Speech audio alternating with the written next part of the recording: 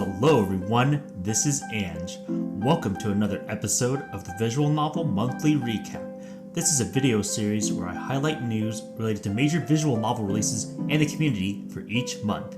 In this video, I'll highlight anything that happened in February of 2023.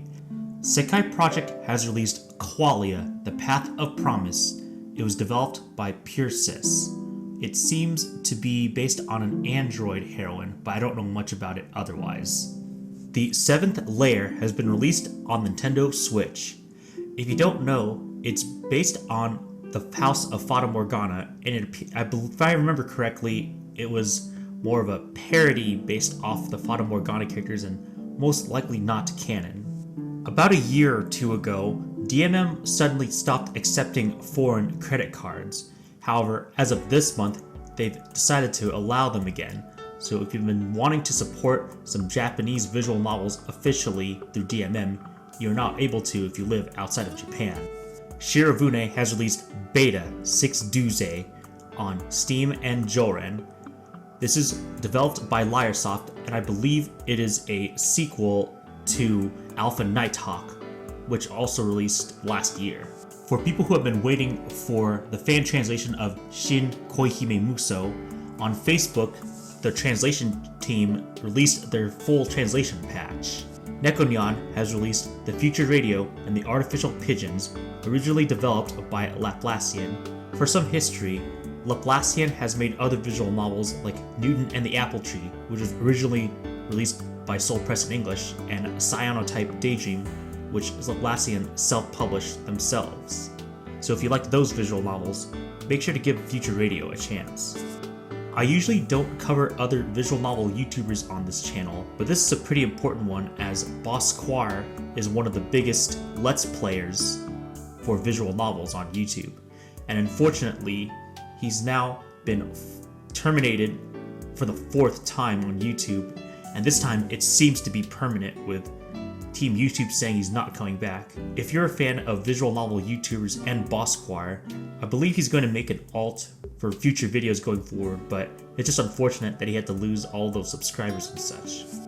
FAKKU low-key announced that they're doing a Steam release of the Kinky Kitsune and the Tantalizing Tanuki, developed by Orcsoft. I know that FAKKU released another Orcsoft visual novel in Iku Iku Succubus a year or two ago, so if you like that, you might like this Kinky Kitsune VN as well. Just keep in mind that this visual novel is 100% uncensored on Steam, so no need to get a patch for it whenever it comes out, because there's currently no release date besides coming soon. Shiravune announced that they're going to be releasing Tamayura Mirai sometime in spring of this year. I don't know anything about it besides what Shiravune said, where it's basically a fantasy rom-com visual novel that took home the User Favorite Award in Japan. For all you White Album 2 fans looking for more content, the fan translation team released a translation for the White Album 2 mini after story. It looks like the list of features includes after stories for Kazusa True, Kazusa Normal, and Setsuna True, 9 lengthy digital novels, 6 audio dramas, and ending credits to My Sworn Enemy, which was previously only present in the PS3 version. I know all you Rance fans have been waiting patiently, but MangaGamer has finally released Rance 9, The Hellmanian Revolution. Now it's only a matter of time before Rance 10 gets released, which might take another year or two due to how long it apparently is. But for now, hopefully you can enjoy Rance 9 while waiting. I usually don't cover Japanese-only releases, but Sakura no Toki is a pretty huge one in Japan because it was developed by Kero Makura, who developed things like Subarashiki Hibi or Wonderful Everyday, and the also untranslated Sakura no Uta. If you're a fan of Skaji and you can read Japanese, or you just really want to see the Sakura no series in English, definitely consider reading it or reaching out to some people who would likely be able to translate it. In a very surprising twist, Mages, the developer and publisher for the science adventure visual novels like Steins Gate and Chaos Child, announced that they're actually going to be doing ports or remakes of the Infinity series, in particular noting Never 7 and Ever 17.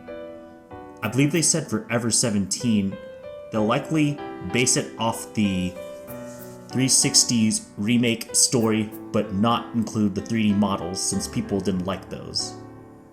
As for Remember 11 or any other Infinity series visual novel, none have been particularly confirmed, but apparently Never 7 and Ever 17 are the ones most definitely going to be ported or remade first. Now, this does not guarantee a release in English, but considering that every Magus developed visual novel has gotten an English translation eventually, it does seem pretty possible that it could come in English in the future.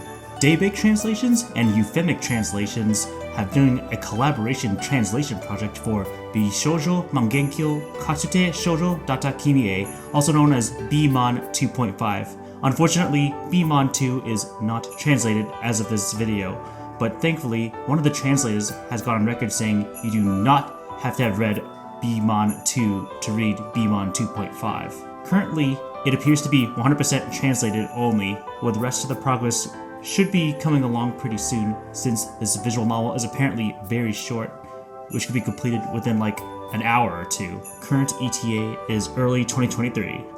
And that about wraps it up for February 2023. As always, if you have any feedback, positive or negative, feel free to leave a comment in the below.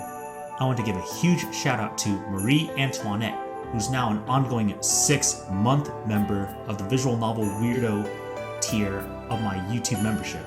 Much appreciated.